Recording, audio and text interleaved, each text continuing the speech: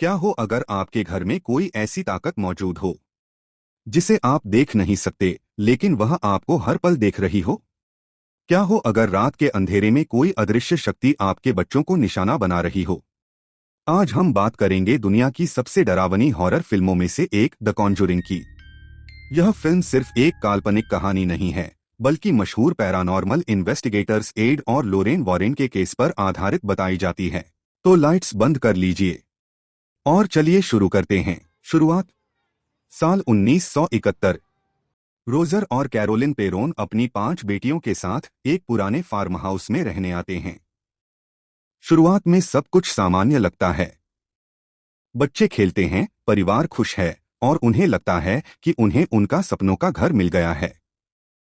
पालतू कुत्ता घर के अंदर आने से साफ मना कर देता है और कैरोलिन की नींद खुलती है तो उसके शरीर पर अजीब खरोंच के निशान बने होते हैं।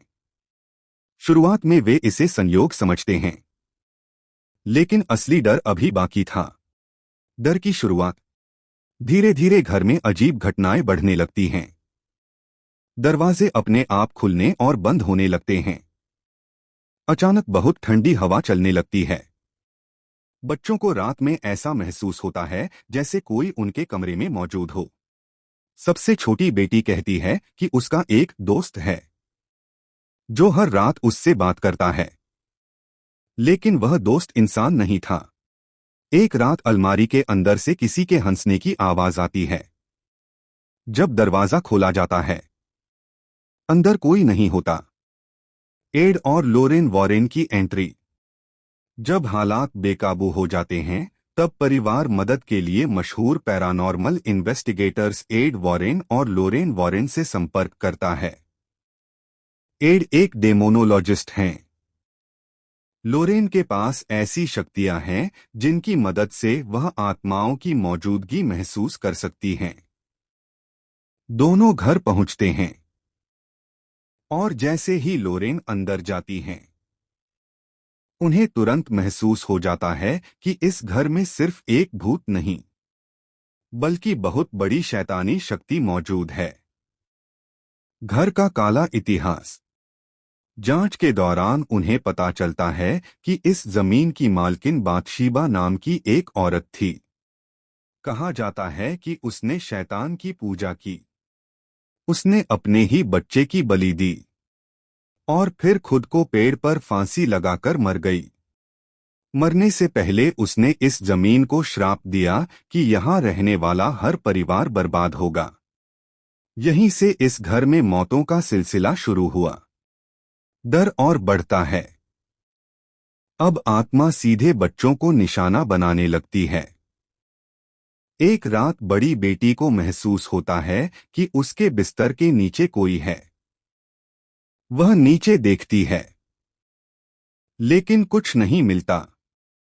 जैसे ही वह वापस ऊपर देखती है, अलमारी के ऊपर एक डरावनी औरत बैठी होती है।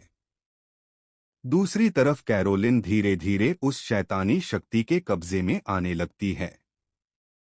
उसका व्यवहार बदल जाता है। उसकी आंखों में गुस्सा दिखाई देता है और वह अपने ही बच्चों से नफरत करने लगती है। एक्सॉर्सिज्म। एड समझ जाते हैं कि अब सिर्फ एक ही रास्ता बचा है। एक्सॉर्सिज्म यानी शैतानी आत्मा को निकालना। लेकिन चर्च की अनुमति मिलने से पहले ही हालात इतने खराब हो जाते हैं कि कैरोलिन अपनी बेटी को मारने की कोशिश करती है। एड तुरंत एक्सॉर्सिज्म शुरू करते हैं। कमरे में सब कुछ हिलने लगता है। कुर्सियां उड़ने लगती हैं। दीवारें कांपने लगती हैं। कैरोलिन हवा में उठ जाती है। वह अलग अलग आवाजों में बोलने लगती है। लोरेन उसे उसकी सबसे प्यारी यादें याद दिलाती हैं ताकि वह शैतानी ताकत से लड़ सके। आखिरकार कैरोलिन अपनी बेटियों के लिए लड़ती है और बातशीबा की आत्मा हमेशा के लिए खत्म हो जाती है। परिवार आखिरकार सुरक्षित हो जाता है। वॉरेन इस केस की एक और यादगार वस्तु अपने संग्रहालय में रख देते हैं।